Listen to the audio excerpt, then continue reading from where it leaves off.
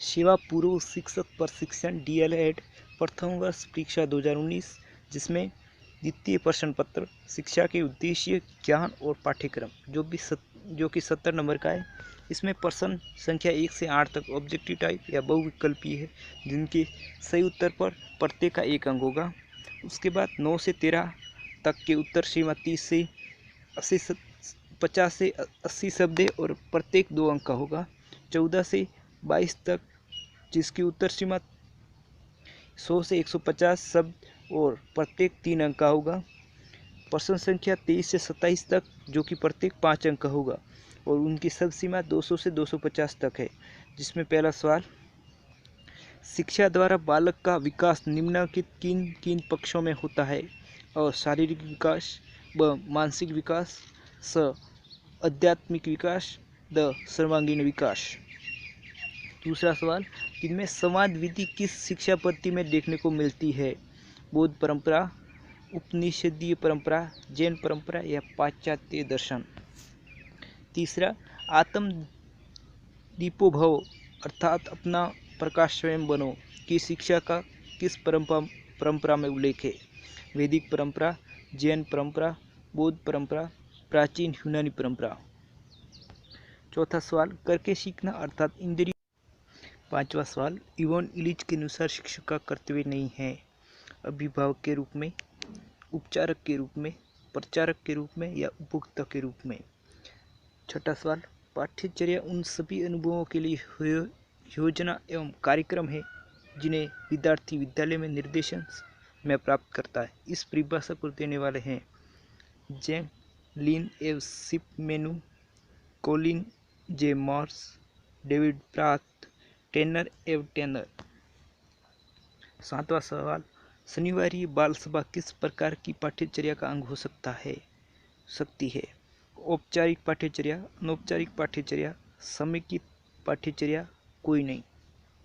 आठवां सवाल, बालक की बुद्धि एवं प्राप्तांक की सूचना प्राप्त की जाती है मापन द्वारा, आकलन द्वारा, अवलोकन द्वारा या उपरोक्त सभी के द्वारा। उसके बाद 9वां सवाल, सीखने के कारक कौन कौन से हैं?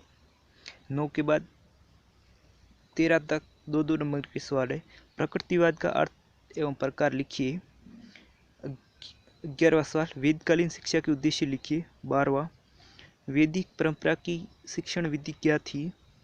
13वां, गांधी जी के अनुसार तत्कालीन शिक्षा व्यवस्था में 3 बड़ी खामियां क्या थी?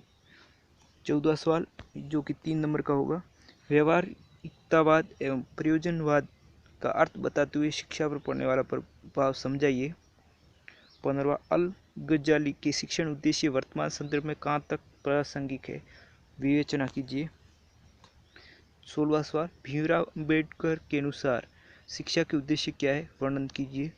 17वां, भीमराव अंबेडकर के अनुसार शिक्षा का उद्देश्य एवं स्वरूप कैसा होना चाहिए।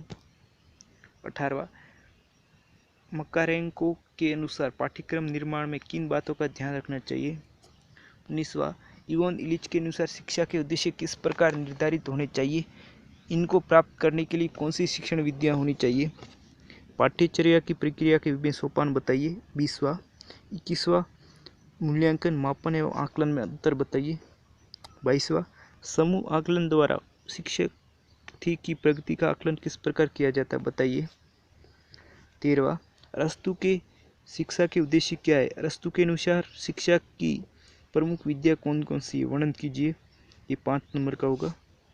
अरविंद के शिक्षा दर्शन को व्यक्त कीजिए। अरविंद के शिक्षा उद्देश्यों को प्राप्त करने की शिक्षण विधियाँ बताइए। अथवा विवेकानंद के शिक्षा के उद्देश्य बताइए तथा शिक्षा का स्वरूप एवं शिक्षक का स्थान बताइए। 25वां, मानुषीकरण से आप क्या समझते हैं, पाउलो फेरे के अनुसार किस प्रकार से संवाद एवं आलोचनात्मक चिंतन के द्वारा व्यक्ति का मानुषीकरण संभव है, पाउली की शिक्षण विधि एवं पाठ्यक्रम को दृष्टिगत रखते हुए समझाइए। अथवा जॉन डीवी के अनुसार शिक्षा का स्वरूप कैसा होना चाहिए, जॉन डीवी के शिक्षा के उद्देश्य एवं पाठ्यचर्या की व्याख्या कीजिए। 26वां, पाठ्यचर्या की परिभाषा देते हुए पाठ्यचर्या के सामाजिक, मनोवैज्ञानिक एवं दार्शनिक आधार की व्याख्या कीजिए। 27वां, सतत एवं व्यापक मूल्यांकन की आधार अवधारणा बताइए। सतत एवं व्यापक मूल्यांकन के समस्त पदों की विस्तृत व्याख्या दीजिए। इसकी पीडीएफ टेलीग्राम ऐप पर उपलब्ध है, जहाँ से आप डाउनलोड कर सकते हो। आपका अमूल्य समय देने के लिए बहुत बहुत धन्यवाद।